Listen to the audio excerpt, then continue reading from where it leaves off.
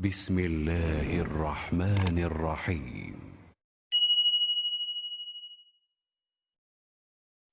وإذ صرفنا إليك نفرا من الجن يستمعون القرآن فلما حضروا قالوا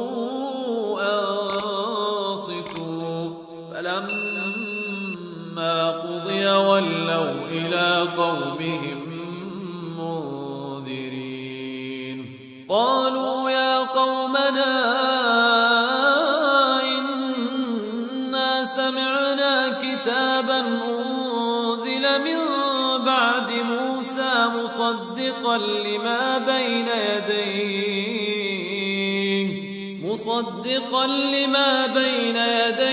يهدي إلى الحق وإلى طريق مستقيم يا قومنا أجيبوا داعي الله وآمنوا به يغفر لكم من ذنوبكم ويجركم من عذاب أليم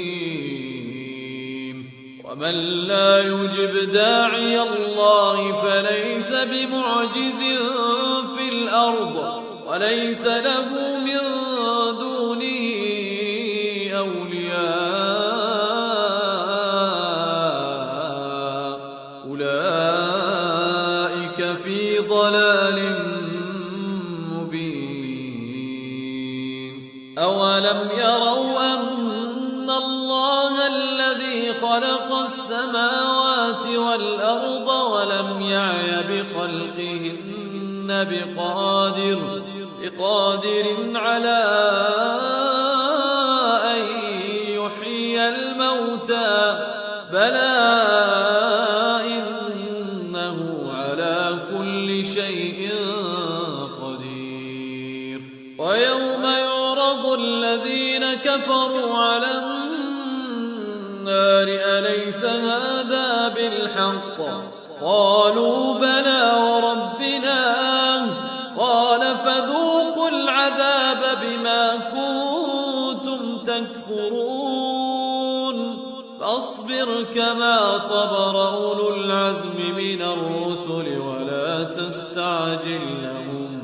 كأنهم يوم يرون ما يوعدون لم يلبثوا إلا ساعة من نهار بلاغ فهل يهلك إلا القوم الفاسقون